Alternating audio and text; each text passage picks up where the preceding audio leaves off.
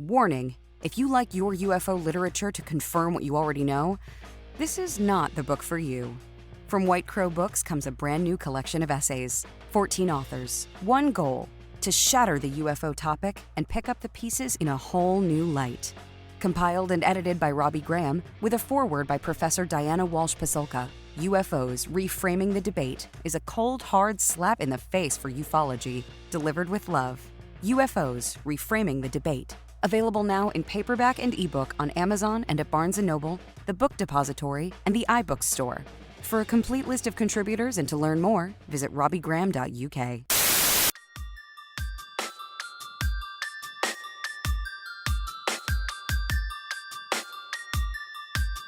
This is Somewhere in the Skies with Ryan Sprague.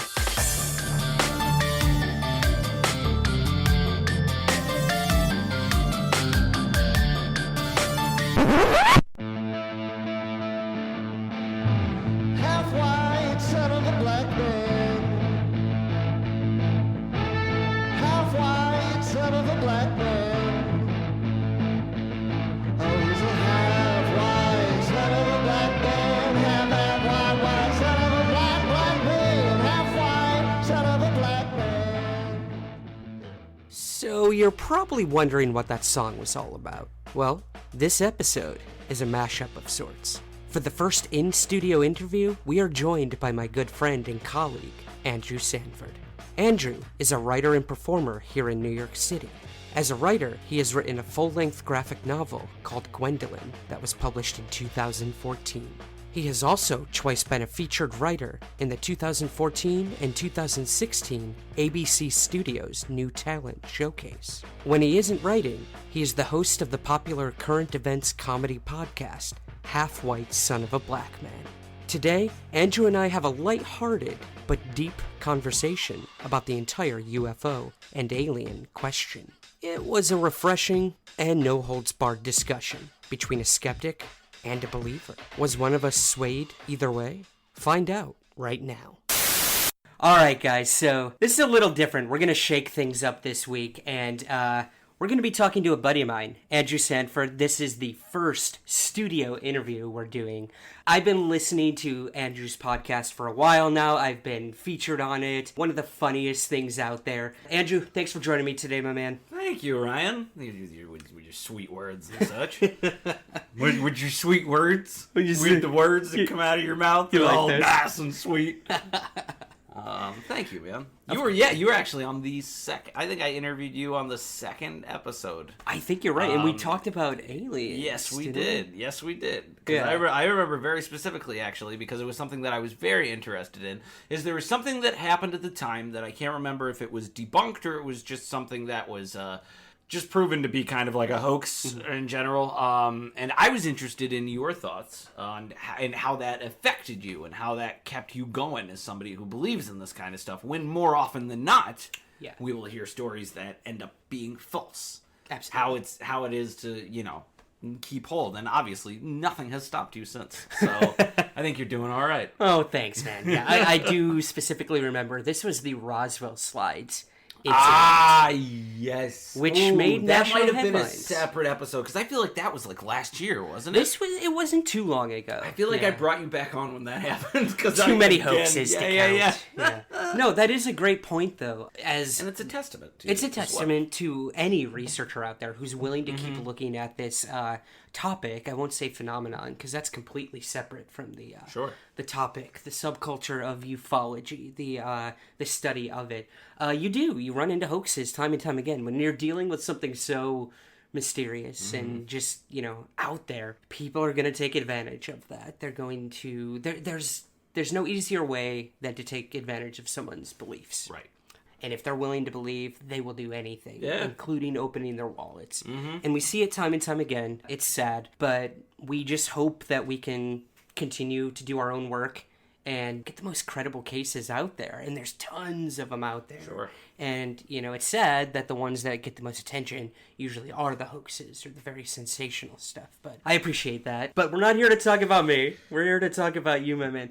Please tell people about your podcast. It is called Half White Son of a Black Man. It comes out pretty regular. We're on a nice steady schedule. Recently it's episode 82 just came out. Wow. And I would say about 6 episodes I took the format and shook it up a little bit. Mm-hmm. I needed a change. Like I remember at the beginning I had an interview on every episode. And it was to interview actors who had day jobs that weren't your standard kind of day job. Or just working actors in general. So then that led into, it was that with, a round table, and then I kept it at just a round table, and it would be different guests every time, and now I have these same 2 guys who are 2 of my best friends, Mikhail Page and Jerron Young. You can go to moonlightchronicle.com to check out Mikhail's stuff, or you can look up Jerron Young online. He's a stand-up, Mikhail's a writer. I always joke that I purposely have one white guy and one black guy on there to split just so it's like having a little angel and devil on my shoulder, but I won't tell you which one is which. Right. And I'm sure it switches from week to week. Absolutely. Yeah. So now, I changed the format to add a little bit more improv in there. It used to be very topical and topic based. Now it's just more fun, and I usually bring on another guest, and we just we do some new segments and then talk about some topical stuff. But that always skews towards the nerdy too. I feel like I can't help who I am as a person. You can't so escape who you are. Back. Yeah. Well, I had to at the beginning of an episode a few weeks ago talk about the fact that that Joss Whedon was making a Batgirl movie, or might be making a Batgirl movie. It's not even official yet, but it was so exciting that I had to just change the entire purpose of the podcast for the first 5 minutes to be like, guys, Joss Whedon, Batgirl, come on. It's very you made exciting Buffy. stuff. Yeah. In terms of who you are, what's the name of the podcast? Half White Son of a Black Man. Why? Tell us why. My father is African American, a little Native American in there. My mother is a honky. That was a name that I came up with a title that I came up with I would say even a few years before I started the podcast. I started the podcast in 2014. I think the name was something I came up with in 2011. Okay. When I was thinking of one-man shows to do, because I'm mainly a writer now, and then I have the podcast, but I very much started my career wanting to be just a performer.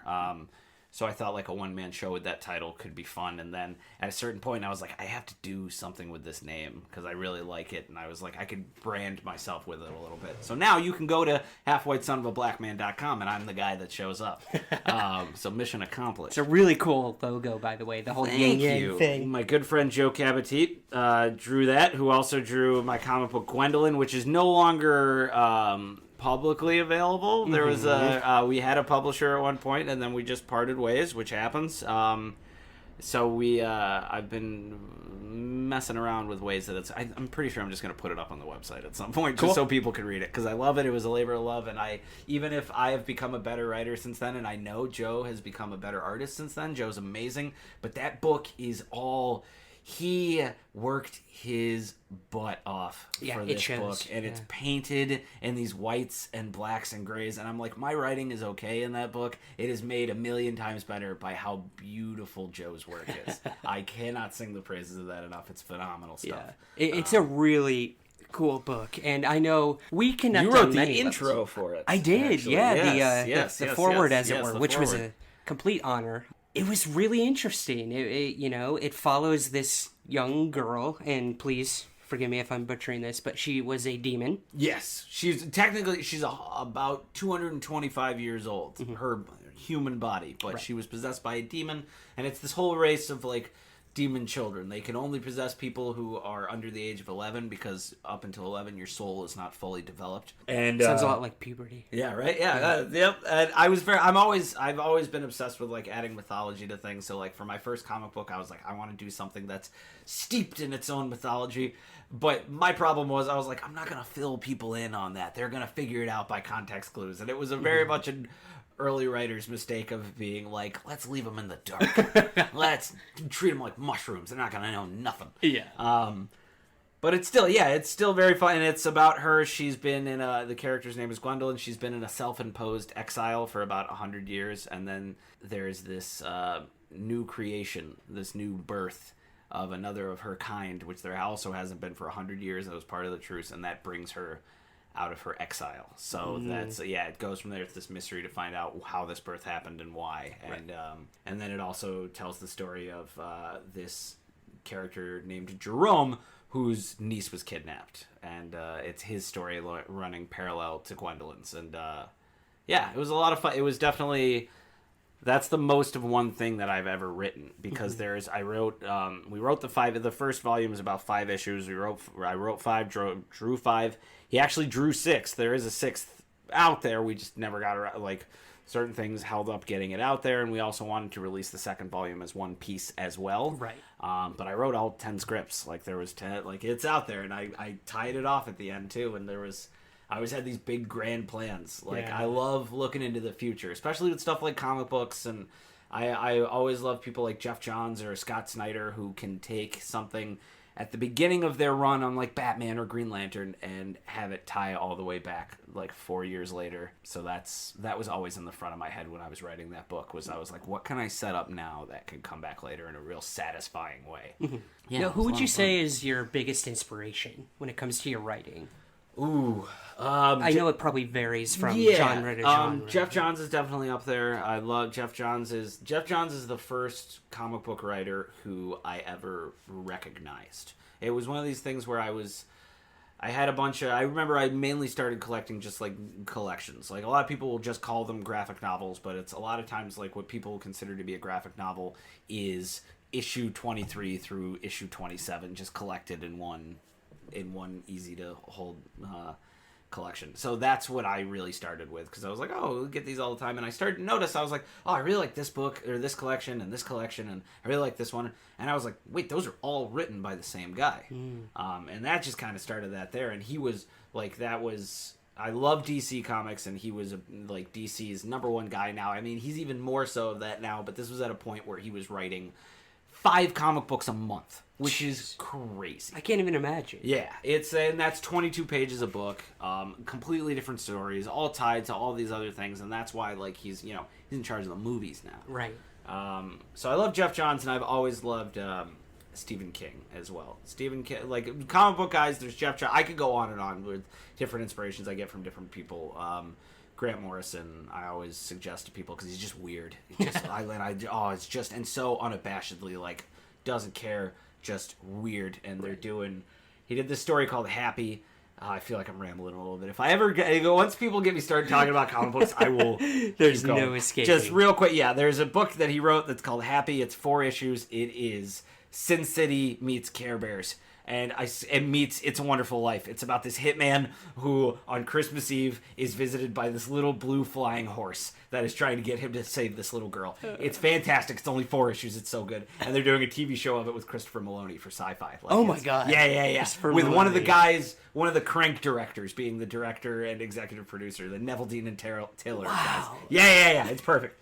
Comic books, I could go all day. I love Stephen King. I'm a big Stephen King. There's something about he is always, for a man who seems like a pretty regular dude who lived, like, for all intents and purposes, a regular life. He was a school teacher and then just struck it big as an author and has been writing since then, and was, arguably one of the biggest pop culture authors in our time. Right. And he still is able to get these emotions for people that, like, I don't know if he's ever met, like, a little chubby 14-year-old that lived in Maine, or I don't know if he's ever met, like, a little boy who's in a giant hotel with his dad, but you feel like he has. You feel like he knows exactly what they're going through. There's this emotion. There's also this crazy ability that he has, which is it's like a narrative stream of consciousness. It's like this mix of somebody will be talking, it will be from somebody's point of view, and then something will slip out in such this casual way that is such a deep, personal, thought, that the kind of things that we never say out loud. Right. And it's just in there, just naturally, for every character, and every time it is spot on as to what this person is probably thinking. And I just envy that to no end. Like, he's able to just tap into that. I feel like the biggest note you can get as a writer, or at least one that I often get, is that somebody will see one character in something that I've written, and they're like, I feel like you like that character a lot. You should put that love into the other characters that you have. And sometimes it's, even doing that can only accomplish so much. Stephen King loves every single character that he writes, and it shows in the way that they're presented. It's crazy. Yeah. So yeah, those are definitely up there on my influences writing wise. I'd say those are some really good choices for sure. Well, writing has always been something that you and I have related on. We had in common. But, there are things that set us apart. We have comic books, we have theater, we have writing. I have always been obsessed with UFOs, with aliens. This is apparent. I have a podcast. I wrote the book. We could go on for days. But we've never really sat down and had a discussion on this topic as friends, as colleagues. So I kind of wanted to do that today. So if you're up for it, man. Let's do it. I'm all about it. I'm excited about this because I am a willing skeptic. I would love to believe a lot of different things. Like I was raised Catholic.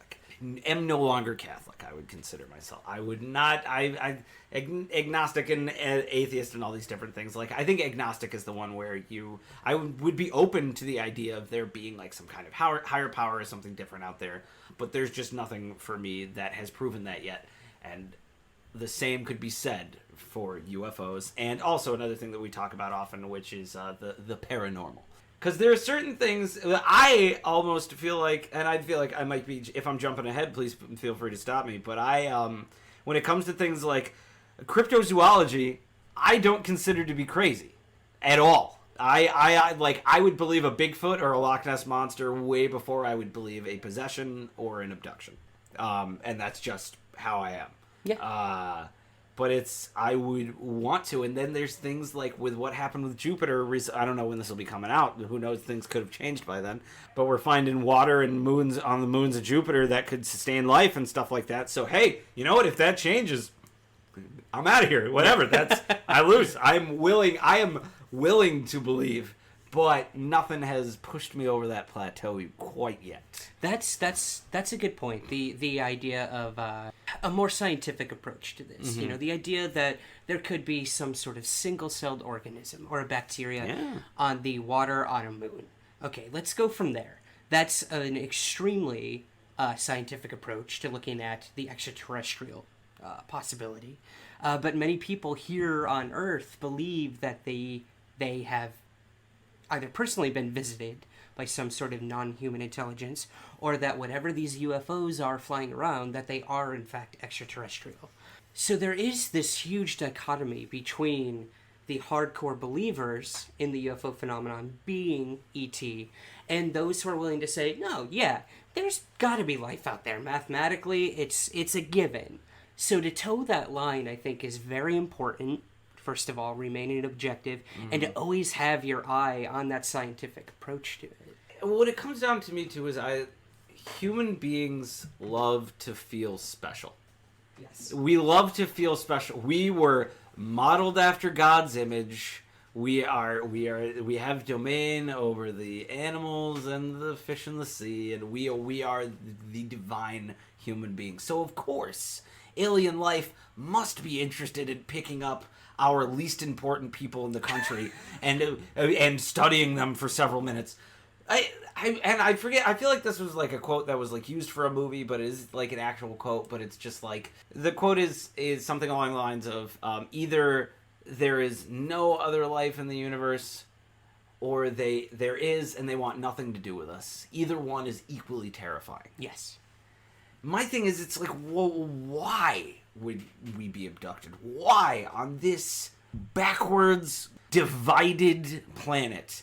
What would some other race who has the ability to travel the stars want to do with us? What? It's a really good question. I would believe in life on other planets sooner than I would believe that they would give a shit about what we're doing. There's another. I would be perfectly willing to accept the fact that there is, of course, there's other life out there. Of course, there has to be. Just like you said, mathematically, there just absolutely has to be. It could be nowhere near us, but it's out there. But it transcending time and space in a way that you're following the Independence Day model and it takes them 25 years each cycle to get to where we are, or they are able to do it so quick that it takes them like maybe a couple of hours or even a year, like to travel light years in a year. That's crazy. So why? Like, why us? Why? What? It's a good question. And, you know, that's where the whole idea of this phenomenon, and if they are here and they are, quote unquote, you know, studying us, why are we so important? What makes us integral to them coming these vast distances, breaking every rule of logic and physics that we feasibly know of on our planet to do that? And many people believe that this entire idea of alien visitation is a anxiety. It's a fear of another. It's also an absence of belief in possibly a higher power, a divinity. This is now the replacement for that. When people have lost all hope in God, in their life, a lot of people will search for something else. And there are many, you know, psychoanalysts who've really looked into this. And they believe that the whole flying saucer phenomenon came around back in the 50s, or the early to late 40s. Okay. You're looking at post-World War II. Everyone has these post-war anxieties of what comes next. You know, all this evil we just saw throughout the world may have been vanquished, but when will it come again? So then this sort of manifests into different things. Who's going to be the next enemy? And that's how the idea of the other comes about. And it's such an evil that is almost cartoonish. Adolf Hitler committed abominations, atrocities, like things that were maybe like seen and done before, but on that grand a scale and with that kind of confidence, you could argue that the only way to be able to deal with something like that actually happening is to believe in something even worse.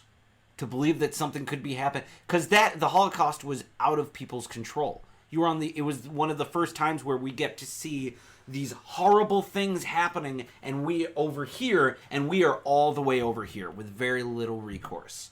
We eventually went in and helped, but it took like a military movement. People went to war. People died to stop this evil. It was a clear cut. These are the bad guys. We are the good guys because they are murdering innocents. That messes with your head. That can shift around your beliefs, what you know, what you think you know, what you don't know. Like everything changes. So the idea that they could be so warped that they have to believe like, no, I can't even deal with what is on this planet right now. This was something else. Yeah. This was from somewhere else. This is some other. And this is so this is around the 40s and 50s that the flying saucer stuff started. Right during the Red Scare. Absolutely. Yeah. Yeah. Like, and, so I that, mean, like... the whole idea of an invasion of sorts. Yeah. Yeah, because isn't that pretty much what Invasion of the Body Snatchers is a metaphor for? Is communism? Yeah. Many of the early B sci-fi movies, as they call them, were a direct commentary on communism and the scare of not only the Red Scare, but the idea of these weapons being built that were so technologically advanced to what we knew before that they could wipe out the entire planet. Right. Yeah. Yes, absolutely. And eerily similar to now. Yes, and that is where things get concerning. That's when I start to understand why they would want something to do with us because we are capable of that kind of destruction. But even then, it's just like, let them destroy themselves, and we'll come in and pick up the pieces. I think if we're ever to be visited by alien life, we will be long gone. Many people because we're believe a risk. We absolutely we're a risk. If I've seen the Day of the Earth Stood Still, both versions, and we do not handle that very well. That is a good point. I mean, a lot of people believe that the first time, you know, putting aside the entire idea of ancient aliens. Arrival, I think, nailed it beautifully. Yeah. This idea that our first atomic bomb, when it was detonated, was literally a beacon to any life out there. Yeah. Look at what that little thing off in the distance that we never bothered to even look at. Look at what they just did. Yeah, exactly. Like, that thing could be seen from space. And then 72 years later, we're like, let's fire up the Tesseract, too. Boom, another beacon just starts calling out. Thanos is like, oh, they think they're powerful. Sorry. Yeah, nope, that's sorry. Once again. He slips into comic books. I have to apologize. It happens so easily. But, well, let's talk about that idea of invasion of another.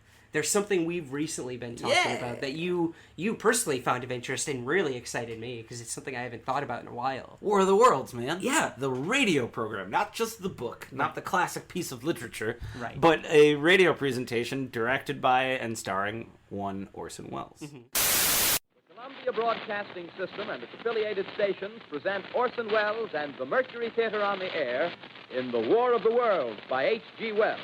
We know now that in the early years of the 20th century, this world was being watched closely by intelligences greater than man's, and yet as mortal as his own.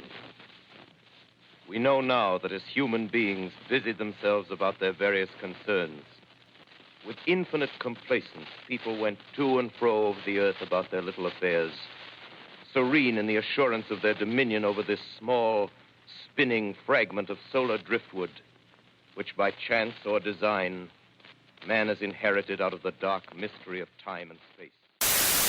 But yeah, it was a radio broadcast of War of the Worlds that the first two segments were done like actual news bulletins. Yes. Of an alien Commercials, invasion. just it was so well done, Yeah. as we'll get into, that it very well could have been happening. Yeah, and it freaked. It's debatable about how many people it freaked out, and I love. I think there was maybe you had, because I know you said you pulled some quotes, but there's something Orson Welles said, or no, there's something H.G. Wells said about because at one point him and Orson Welles finally sit down to talk about it years after it happened. And my Massachusetts coming out. And he says something along the lines of, like, it's just like when somebody sees a ghost. They're still, like, you see a person in a sheet, and you know it's a person in a sheet, but you still, like, you act scared and you run away and stuff like that. He's like, that's what was the reaction to people hearing War of the Worlds. Well, with me as they talk. Wait a minute, something's happening. Humped shape is rising out of the pit. I can make out a small beam of light against a mirror. What's that? There's a jet of flame springing from the mirror, and it leaps right at the advancing men. It strikes them head on.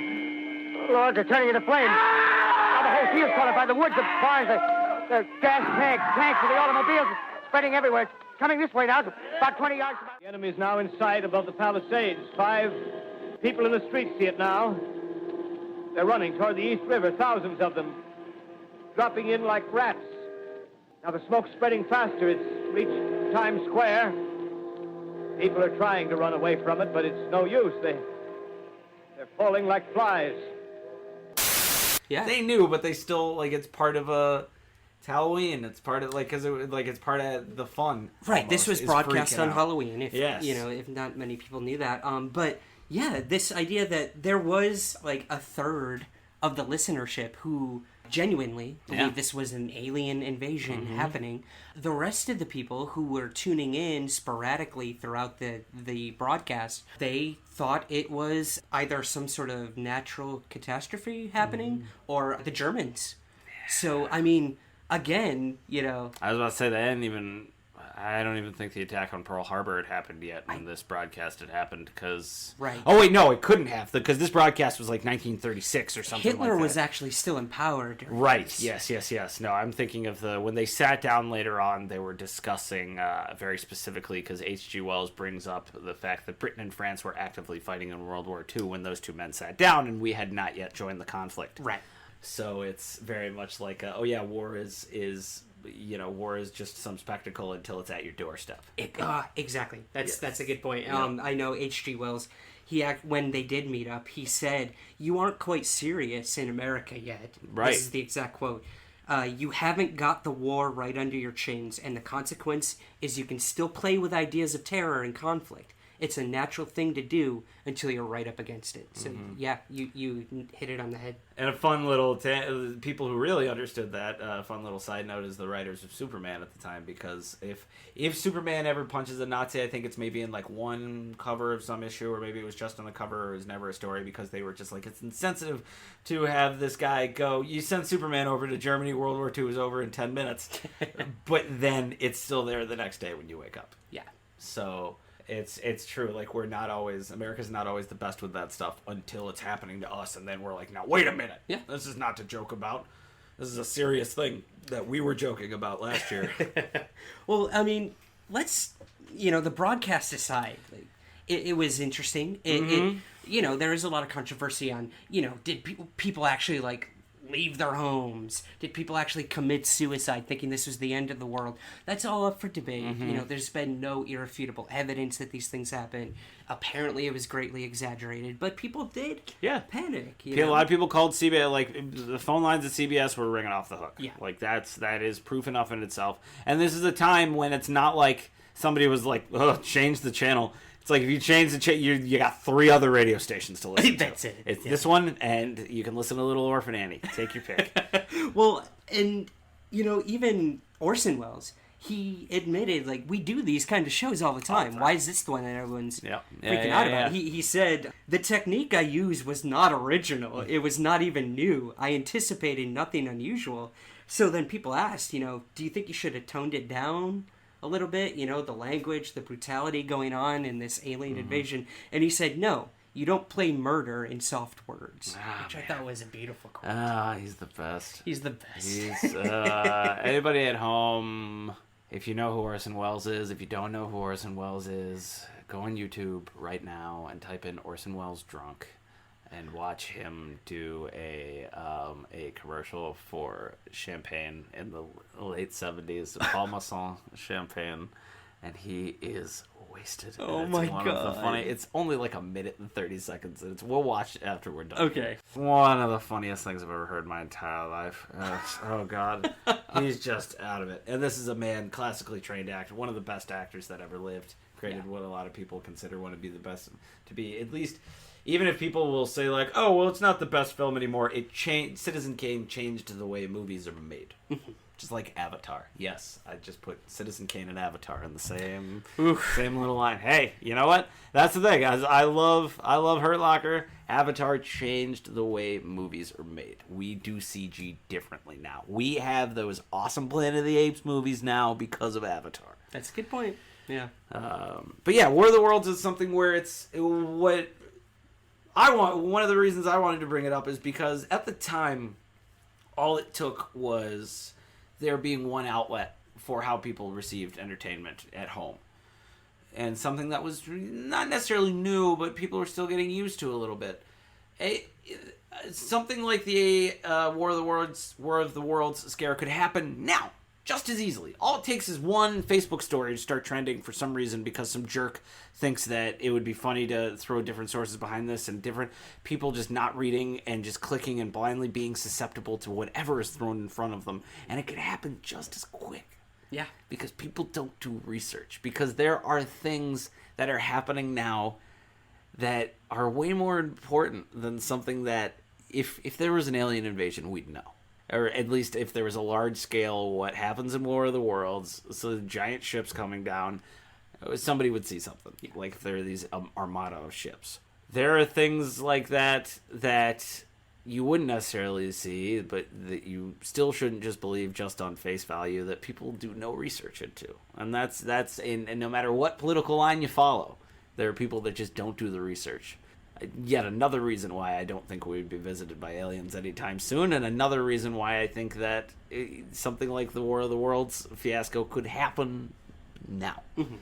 Let me ask you this. When you have the U.S. government, who back in the 50s were officially investigating the UFO phenomenon, sending people out to meet these people, write up reports on what they'd seen, finding any scant evidence that they could of what these things were.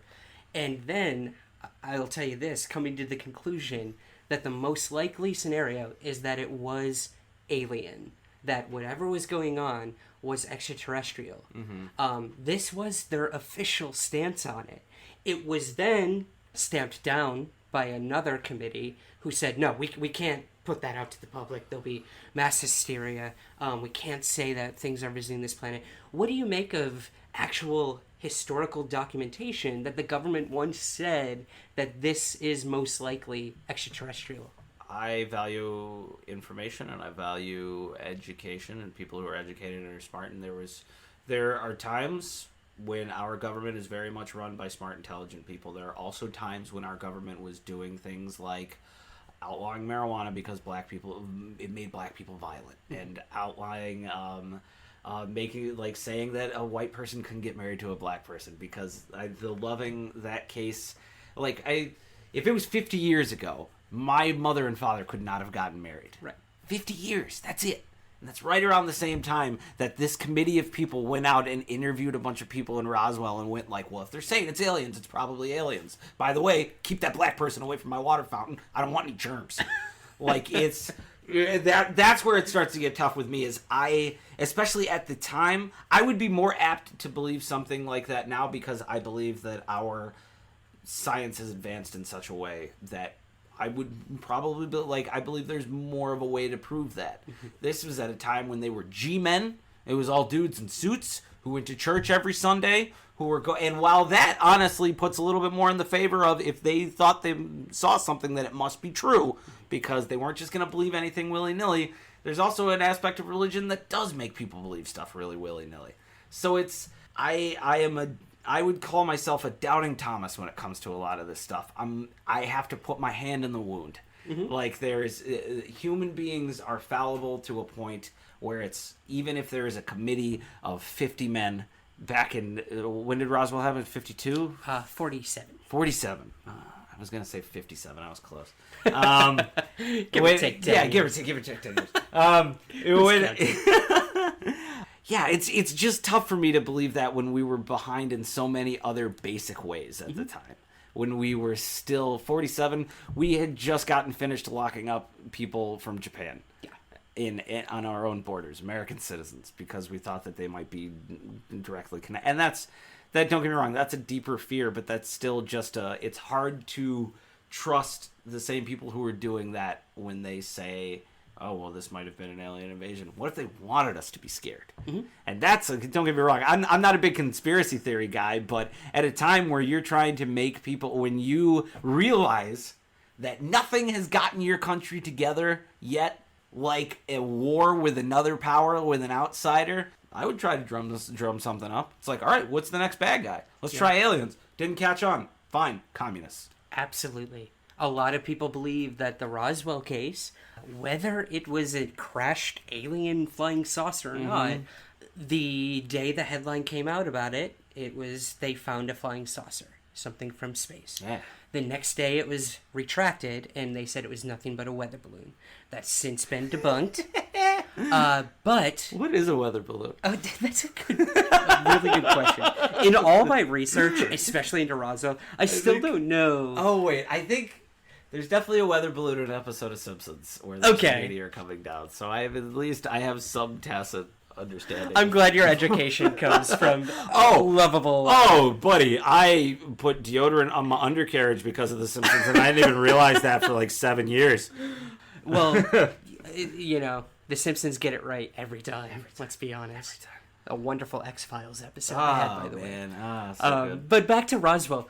A lot of people believe that a lot of these things were top-secret projects. Maybe what crashed in Roswell was a spy satellite from a neighboring enemy country. So if people are out there believing this was a UFO, they're of extraterrestrial origin, they're not going to be thinking, oh my god, a spy satellite from the Soviet Union crashed here. It made it here. Oh my god, we're going to be invaded by them. No, let's let them think it's little green men in space, you know. So it really is a big mixed bag of disinformation and persuading the public to believe one thing over another.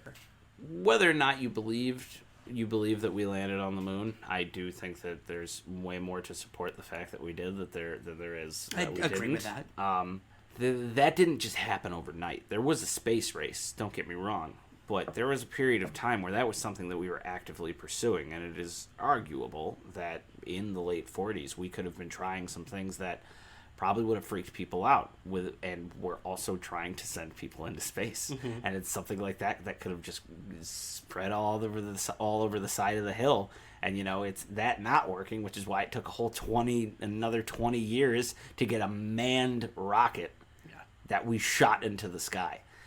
Like, that didn't just happen. Yeah. So it's definitely something where I would believe human error quicker than I would believe any kind of intervention, outside intervention, because it's just so, it just seems so like bland or like blasé or unimportant.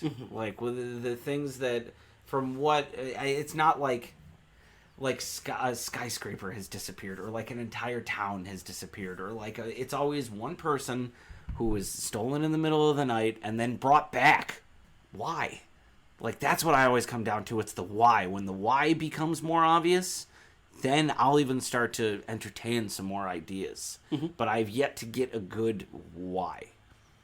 I can completely understand that. I have interviewed hundreds of people at this point. Everything from seeing a small blip in the sky that was probably a star, was probably Venus, was probably a drone at this point in 2017, or they claim to have been abducted by aliens.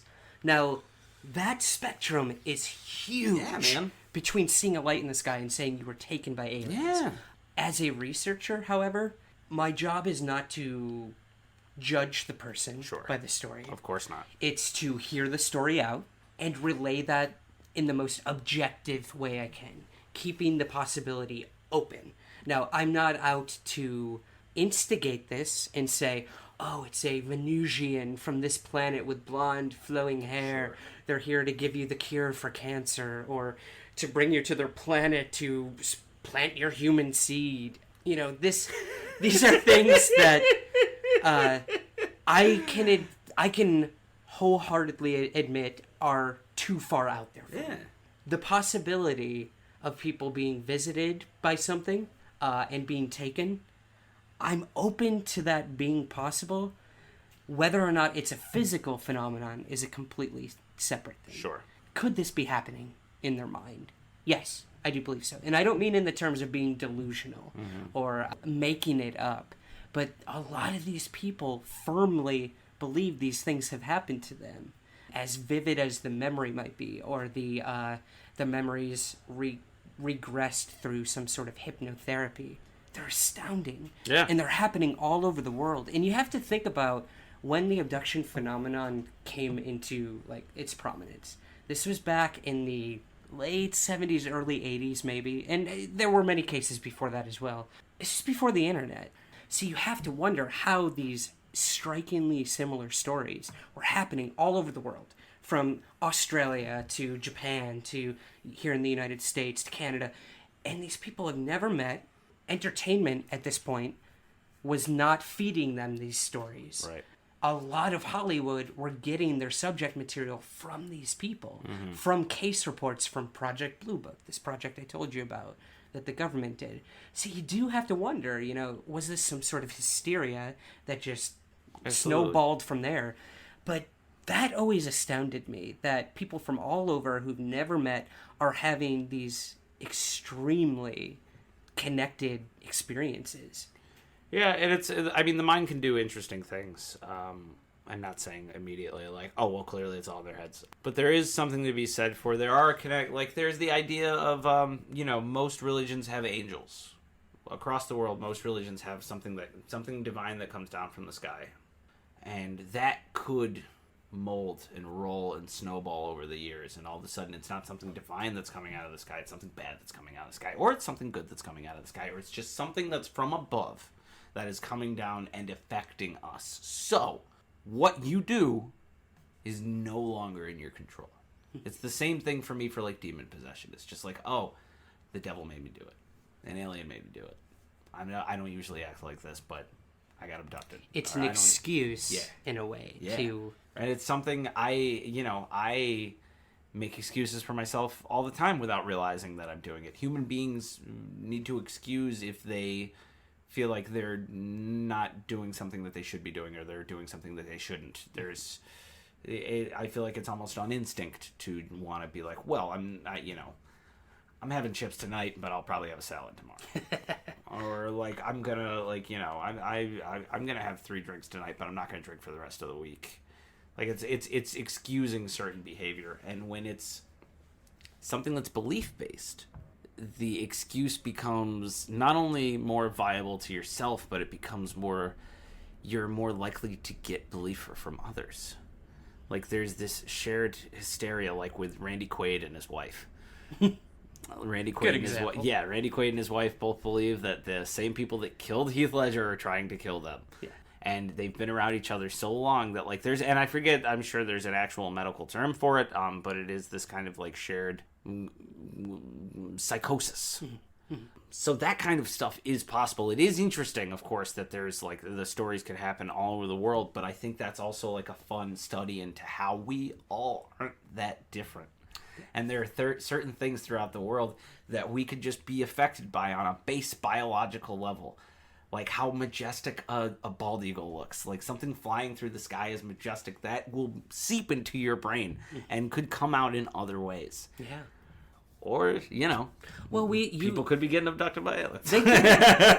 Well, and then you have this whole idea of a phenomenon that things are happening around the world at the same exact time with absolutely no communication. Yeah. You know, they say that Cthulhu, alcohol man. was created at different parts throughout the world Yeah, at there the you same go. time. These Yeah, people yeah. had never met, but Right. at the same collective moment in time, they all were like, "Ooh, this makes me feel good. Yeah. Like, this makes me lose my inhibition. Yep. I can do whatever I want tonight and not have to remember it tomorrow." point. You know, so you have to wonder, you know, is this some sort of, I don't want to say fate or destiny, but the idea that things can happen in synchronistic terms all over the world at the Right. same time. And is the abduction phenomenon part of that? Or let's take a mass UFO sighting, for instance. Something like in 1997, the Phoenix Lights incident. Thousands of people witnessed a triangular formation of lights in the sky. Massive, huge. People got video, this, that. We won't go into the case history because most of our listeners know about it. But while all these people were seeing the same thing, when they would describe it to people, all of their stories were different on what exactly they were seeing. Weird. So that's when perception Interesting. Yeah, really comes yeah. into question. Interesting. While this may be happening in real time and a million people, 1,000 in this case, were seeing it, they're all saying it was completely silent, while the other person's saying it was so loud, or it was going really fast. No, it was hovering. It's fascinating. Yeah. Whatever these things are, they're having a different effect on people, and their perception of what's happening is different too. Totally. No, and I think what's interesting about that too is it's something that is a constant for human beings. Like, and it's something that only kind of grows stronger. It's funny now that I was thinking about this a second ago. Like, it's funny to me that there haven't been more. Like, we live in a world where there are people. We have flat earthers again. We have flat earthers again. We have flat earthers. We have people that believe that the world is flat. Because Could you repeat that? we have flat earthers. Okay, thank you. Yes. Like that's bonkers. And yet I'm not seeing nearly as many celebrities going, I believe in aliens anymore. Like that's what's weird to me is like now at a time where everybody has cameras and like it's not just like grainy, shaky footage. There's nothing. It's a very, very good argument. Like at a time when we only at a time where it's like, you couldn't really fake a photo unless you really, really tried. I feel like it was rampant with Bigfoot sightings and Loch Ness Monster sightings and UFO videos and photos and all this stuff. And now, when people have drones and GoPros and all this stuff and nothing. It's a very good argument. A lot of people will argue that these things are so elusive and so advanced that as we progress with our own technology, they're always a step ahead and remaining elusive. Yeah. But then you got to think, do they really care about one person on the ground with an iPhone being like, "Oh, I gotcha." Yeah. You know what I mean? I will say, I am having a fun time imagining just a gray sitting in a circular shit like, oh, they finally got iPhones, like 500 years late, but whatever. All right, well, I guess we'll just throw out the cloaking device. Like, well, yeah, you got to reboot it. I don't know. I didn't know it was going to take them this long to figure this out. I know we've moved on, but this is the only thing we have to block from when we iPhones. crashed in Roswell and gave them this technology of the iPhone, it took them this long? Are you kidding me? A lot of people actually believe that, Andrew. Hey, no, like it's. Oh, especially with like iPhone technology and stuff like that, it's insane. It's insanity. We have mother boxes in our pocket. There's a comic book reference for you. We have mother boxes. We have science fiction is becoming science fact more and more and more. And it's still something where what's interesting about it is it's still man-made. Mm-hmm. Like, most of the advances that we have are still man-made, and yet we can do something as phenomenal as make an iPhone, but we can't possibly make a crystal skull or the pyramids or the Stonehenge or any of that stuff. That was all aliens. I assume you're not an ancient alien theorist. Not particularly. No. Let's give humans some credit. Yeah, well, right? Not even let's give humans some credit. Let's give slave owners some credit. And that's the only time you're going to ever hear me say that phrase. If you do not care if the person that is making your pyramid eats or sleeps or dies, you're going to get it done pretty quick. It's going to work out. You're going to find that these people are capable of things that nobody thought humans were capable of. Because they sleep on each other, and they don't get to bathe, and they don't get to eat regularly, and they die all the time being crushed by giant rocks. And then it was probably just a process of elimination. It's like, 5 people couldn't lift that rock. Do 10 people. Oh, nope, that didn't work either. All right, 20 people this time. Like, that's what happened. It was like, it's not like they had the pyramids done in like a week. It took like 40 years. Right. Like, generations built the pyramids. Right. And died building the pyramids. It's a really good point. The crystal skull stuff, too, is just like, it's that one I can kind of understand because of like the smoothness. People always bring up how smooth they are and stuff like that. But it's still like human beings are able to do some amazing things. They are incredibly capable when ego is removed, when drive is removed. Not necessarily drive, but like when this idea that to succeed necessarily is kind of removed. When you're just doing something to do it, man is capable of a lot. Right. So yeah, no, not an Ancient Aliens guy. That's completely fine. The fact that television show has been on for like 12 years now. Because it's you know what, it's fun. It's like that's fun. the thing. It It's would be fun. entertainment. And it's another thing where it's like ironically enough, and this comes back to my humans want to be important thing. We want to be special. We want to be better than everybody else or everything else. So, of course, we've been visited by aliens in the past. But what's ironic about that is I would argue that we are much more special having been able to do those things ourselves. Yeah. With no alien assistance. Very good. But to insinuate that the aliens went down there to jumpstart our civilization or something levies quite a bit of importance against our race, which I don't think that we are necessarily like. That's bonkers. That's like 3,000 years ago. 3,000 years ago, there was somebody that was capable of traveling here. They would own us at this point.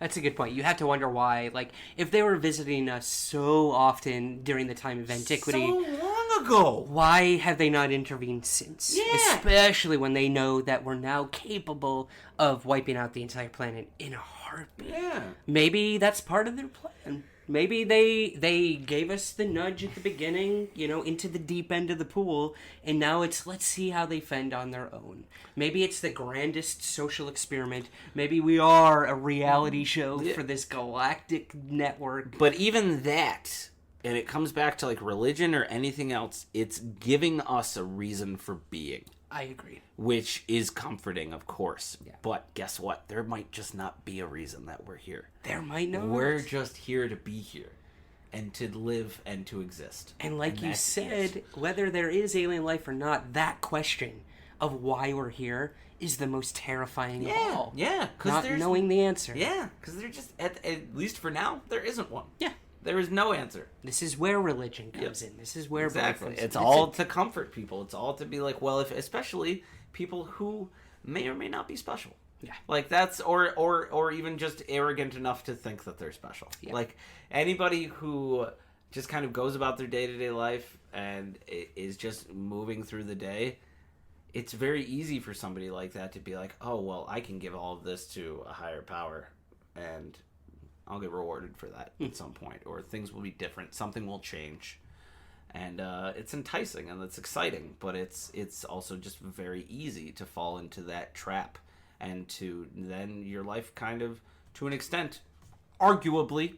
I'm not here to come in and shoot. I like I said, I was raised Catholic, and I am very confident that I turned out to not be a jerk because I was raised with a set of morals that were instilled in me.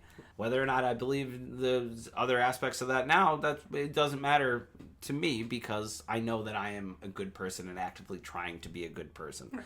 But it can also have a negative effect, and it can make people closed-minded, and it can make, and that can be said about any belief system, is all of a sudden other things have to not be true for your thing to be true. And that's where it becomes problematic. And that's the same with aliens or demon possession or religion or anything like that, that I always come into trouble with, is it's like something suffers for one belief to continue. Absolutely. Something else has to. Like, there was, like, if you are a Catholic or a Christian, you have to believe in the devil. You have to believe in demon possession. You get, like, there's no ifs, ands, or buts about it. To believe in God is to believe in the devil and to believe in demons. So then it's just like, well, to believe in alien abduction, while there are some things that have been proven to be a hoax, and this is where it could get tough as well, and this is where I admire you greatly, because, like I said, your resolve does not dissolve. There's an extent where you almost have to believe anything that isn't a hoax, because it's one step closer to making what you believe be true. It's one more thing there's one more notch. It's like we're one step closer because this happened. This thing over here, not true, but this fiery triangle, thousands of people saw it. We're one step closer. It didn't get proved. Everybody's stories are different, but everybody saw the same thing. That's a win. And that's something you have to stick by. And that's hard. And it could also mean that you have to, even if something sounds so unbelievable, so crazy, because it hasn't been disproved, you gotta go with it. Some of these stories I've heard, when I'm writing down notes about what people are telling me, the inherent need as a writer to want to edit immediately. Because you run into this problem of, if I'm going to be a journalist on this topic, I want my readers to come away believing it. Right. You know, like, maybe that's your goal. Maybe that's your objective, is to maybe not change someone's mind, but at least open their mind. Absolutely. Now, if someone sees a UFO and then says, also, it was piloted by a Bigfoot, I'm going to be a little thrown off by that. Right. And I might not include the Bigfoot piloting the spaceship into the narrative. Now, that is not doing the person who you're interviewing any justice. Right. If they believe this happened, who am I to say it didn't? Exactly. The more bizarre I've come to find out in this topic, the more I'm willing to believe. Yeah, I get that. I absolutely. Specificity is key, man. Yeah. And that changes from time to time, absolutely. But if this is what they believe happened, and I come back to them time and time again, and they are telling me the same story over and over, and they haven't exaggerated it, they haven't added anything, I'm more willing to be like, yeah, I totally believe that happened to you. Mm-hmm. You look at someone like Travis Walton. This man was supposedly abducted in the late 70s. Mm-hmm. He was a logger. He was with 5 other people. They all witnessed this man get shot by a beam of light from the sky, and he disappeared. What happened, Travis? In your own words, briefly. Okay, well, it was... just another day. Yeah, just another work day out in the woods, cutting trees. This is where? In the Sitgreaves National Forest in Arizona. There were 7 of us. It was starting to get dark. We loaded up our chainsaws and... You're a logger, right? Yeah. Mm-hmm. And we were headed home. As we were leaving there, we saw a light coming through the trees. And when we finally got down the road to where we could see the source of this light, we saw a UFO hovering near the road. All 7 of you? All 7 of us. It was only 90 feet away. It was very clear and unmistakable. The minute it came into view, somebody yelled, it's a spaceship, or something like that. We stopped the truck, and I got out and went toward it. Not just you, not the other 6? Not the other 6. They were yelling at me to get back in the truck and get away from there. Good thinking. Yeah, it would have been. Anyway, as I got closer to it, it started to move and the sound started to get louder, and that scared me. I jumped down behind some cover there, and the men in the truck were screaming at me to get away from there. So I raised up to go, and I was hit. It felt like a physical blow, and I blacked out. The men in the truck said they saw a powerful bolt of energy come out of the bottom of the craft and hit me. They said it just looked like a grenade went off in front of me. They said it threw me through the air about 10 feet. You were watching this, right, Mike? Yes. They said I hit the ground limp, and they thought it had killed me. He was gone for a week, 2 weeks. I don't recall. Are those 5 people still alive? Yes. Huh. Most of them, I believe. Now, for those weeks where he was missing, everyone believed that these men had murdered him. Right. Or that an accident happened, they were covering it up. This idea of an alien abduction was completely made up. This made international headlines within the week. People from all over the world were coming to interview these people. They were put under polygraph examinations. They passed with flying colors. Meanwhile, the guy's still missing. Presumed dead. Presumed dead at this point. They can't find a body. They go back to the site where this happened. Nothing. Several weeks later, he shows up without having talked to these loggers within that time.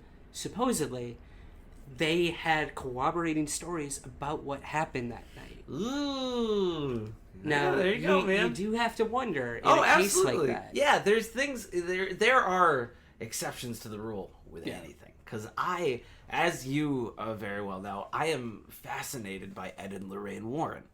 Because there's this idea, when something... It's things like that. I honestly, you telling me that story makes me want to go home and read all about it. If you have There's a a book, book. I'll borrow it. Absolutely. Yeah. And a movie. It was more of a horror movie. They Hollywoodized it. Yeah, but- of course. Yeah. That to me is very interesting, and that's when those are the kind of stories where I will listen at the very least. Like with the Warrens, like I know how crazy the Catholic Church is. I know how extreme the Catholic Church is. The idea that the Catholic Church looked at these 2 people and said, "Yes, you go do this exorcism," is crazy. Yeah, it's crazy. Like the idea of doing an exorcism is insane to begin with. But the fact that they break hundreds or thousands of years of tradition to allow these 2 non-priests, one of whom is a woman, to perform an exorcism. I could be wrong. I think I could be wrong in the sense that I feel like they ordained, given that it's the Catholic Church, I would put $5 down right now that says that Ed was ordained to do it and Lorraine got to watch or be there, even though she's the one with inherent psychic abilities, apparently. So, like, it's stuff like that makes me, like I said, I'm tying it back to the beginning. I want to believe. I'm going to look up Travis Walton. I want to read some more about Travis Walton, but it's, I got to put my hand in that wound, man. Yeah. I put my hand in that wound. It comes back to that hand in the wound. Yeah.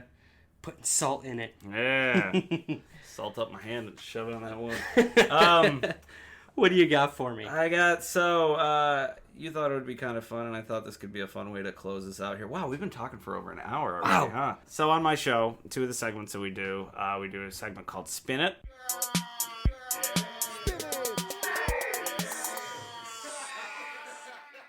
Okay. Which is where I'm not going to give you a spin it today, but this is just a fun little taste for people at home. Is spin it, I give my guests a negative story, and I have them give me the old Sean Spicer and spin it to me positively. Okay. Tell me why it's good.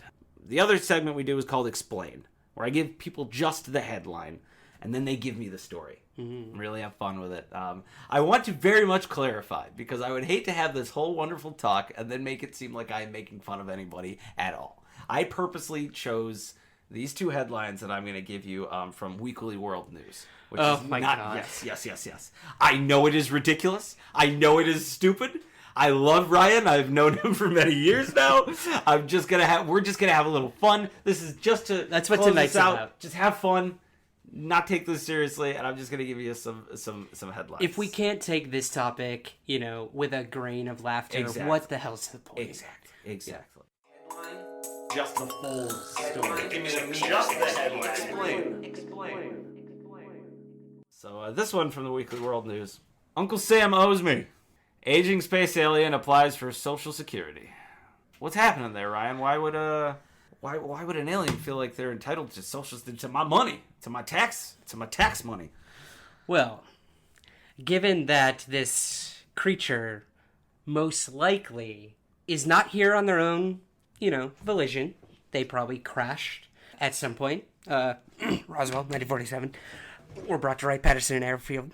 and then studied at Area 51, and then was secretly let out into the public, disguised as a human being, would, at that point, want Social Security. They are now a legal, documented individual of the great USA. Okay. And Uncle Sam owes them. Okay. Now, usually it is a lot of fun when I do these headlines because the explanation is usually way different than what the story is actually about. I am almost convinced that you saw the rest of this picture because at the very bottom it says he's been employed at Area 51 since crash in 1947. I swear to God, I did not see that. The stories run deep, y'all. Oh, that's my favorite thing. That could not have been better. Okay, last one. Headline: just the full story. Give me just the headline. Explain. Alien Bible found. They worship Oprah. What? So wait. So aliens are. So why? Well, I mean, I get this one. I actually kind of get. Okay. Ryan. Why are the aliens worshiping Oprah? A whole Bible. Oh, I have two Oprah. answers for this one. Okay. All right. I'm excited. A, who, it's more of a question, who doesn't? That's, touche. Let's be honest. Touche, my friend. Yeah, Yep. she's That's divinity. That's an excellent point. Personified. My second answer would have to be, look at someone like Carl Sagan. Okay? Done. Contact. I'm looking at him right now. Look at the beginning of, not the book so much, but the movie. Uh-huh. You know, you start with this, the message being sent out into the universe. From so long ago, from our satellites beaming things out. Yeah. From, like, maybe a broadcast from the Olympics in the 40s. Yeah. And then to... Battle of the Network stars. Battle of the Networks. And, yeah, that was a good one. I like that. And then you have something like a Spice Girls song. You know, the further you go out, the better possibility of finding something.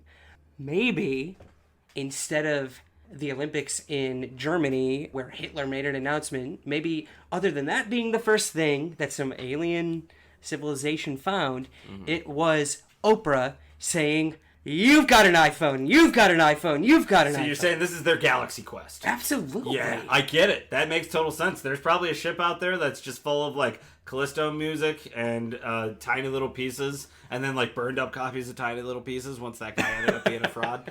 There's a whole Who knows, man? I mean, look at something like in The Simpsons, the episode where they create the miniature civilization. I think was that a Treehouse of Horror? It was a Treehouse of Horror. It's a playoff of a Twilight Zone episode. Too. Yeah. Where they become their god because it's Lisa, all they know. We've learned to imitate you exuntly.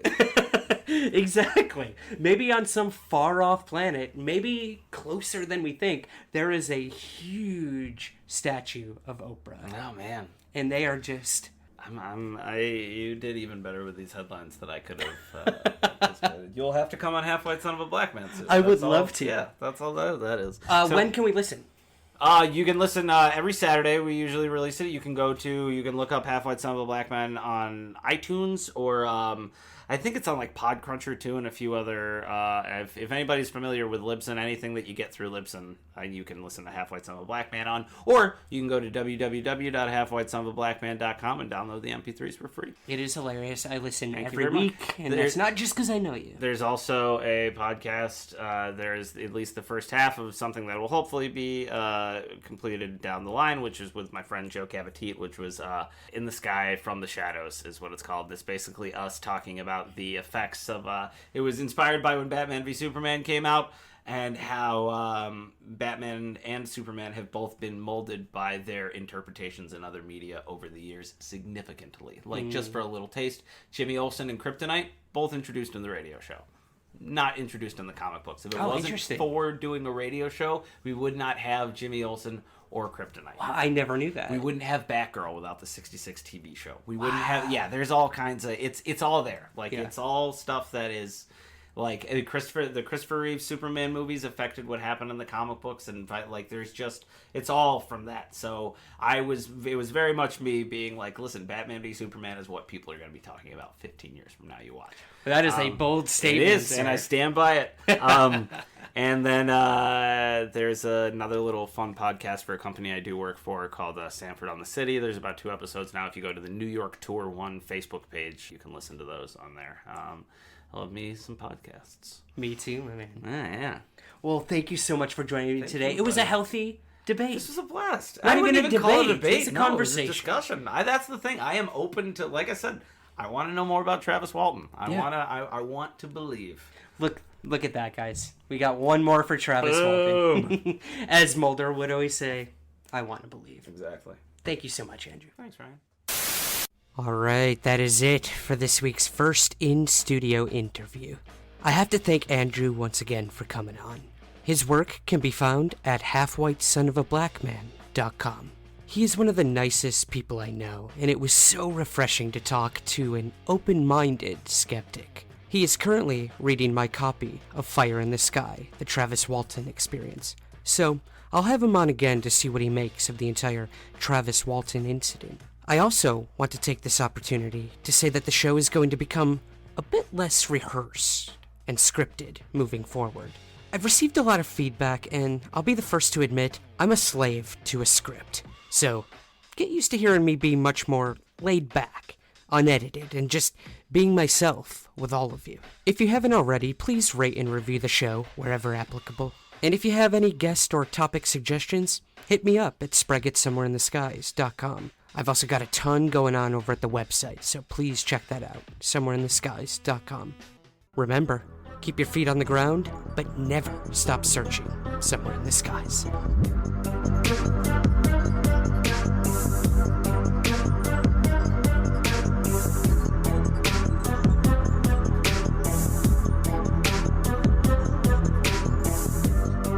This has been a Third Kind production. To learn more, visit thirdkindproductions.com.